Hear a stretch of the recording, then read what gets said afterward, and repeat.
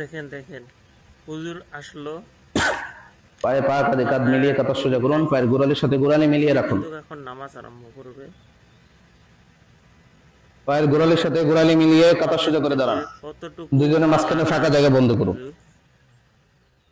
সালাত শুরু হচ্ছে।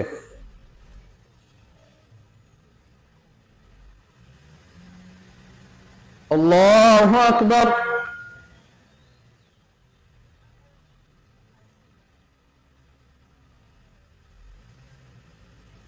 আল্লাহু আকবার।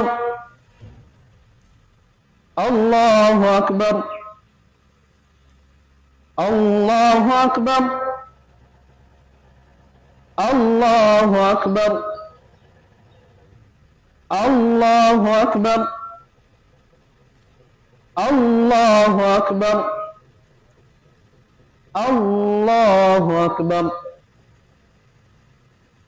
আলহামদুলিল্লাহি রাব্বিল আলামিন আর রহমানির রহিম মালিকি ইয়াউমিদ্দিন ইয়্যাকা না'বুদু ওয়া ইয়্যাকা নাস্তাঈন ইহদিনাস সিরাতাল মুস্তাকিম।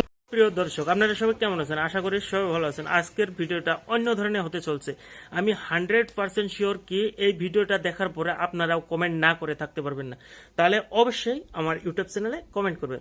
তো বন্ধুরা, আপনারা দেখছেন যে এই ভিডিওটা দেখলেন, এই ভিডিওটা দেখার পরে কিন্তু আপনাদেরও কোনো ধরনের মনে একটা বাসা করে নিয়েছে কোনো একটা কথার, কারণ এই ভিডিওটা নামাজের উপরে চলছে। কারণ নামাজ, এই নামাজটা দেখার পরে আমিও ভাবছিলাম এটা কোন ধরনের নামাজ আর কিভাবে নামাজ পড়া হচ্ছে, কারণ আমাদের সমাজে এই ধরনের নামাজ পড়ানো হয় না। আমি 100% শিওর যে আপনারা কখনো দেখেন নাই এই ধরনের নামাজ পড়া। তো বন্ধুরা, আপনারা যারা রয়েছেন তারা অবশ্যই কমেন্ট করবেন এই নামাজ কিসের জন্য পড়া হয়। কারণ ইসলাম ধর্মী মানুষ হলে নামাজ পড়াটা স্বাভাবিক, কারণ নামাজ আরাধনা করাটা আমাদের ধর্মের একটা অংশ। কারণ আরাধনা করা বা নামাজ পড়া দুইটা একই, আল্লাহ স্মরণ করা। কিন্তু এই ধরনের আল্লাহ স্মরণ করা আমি প্রথমবার দেখলাম, যেটা দেখে আমার মনে চাইলো যে আমি এই ভিডিওটা বানাই আর সবাইকে দেখাই। কারণ আমার মতো বহুত দর্শক রয়েছে যারা এখনো দেখে নাই এই ধরনের নামাজ। কিছুদিন হলো বর্তমানে আমাদের দেশে বৃষ্টি হচ্ছে না, যার জন্য আমাদের বহুত এলাকার রয়েছে যেটা উল্টা আমিন। আমরা সাধারণত এই ধরনের আমিন করি, কিন্তু এই ধরনের আমিন করা কখনো দেখি নাই। তো বর্তমানে দেখতে পাচ্ছি উল্টা আমিন।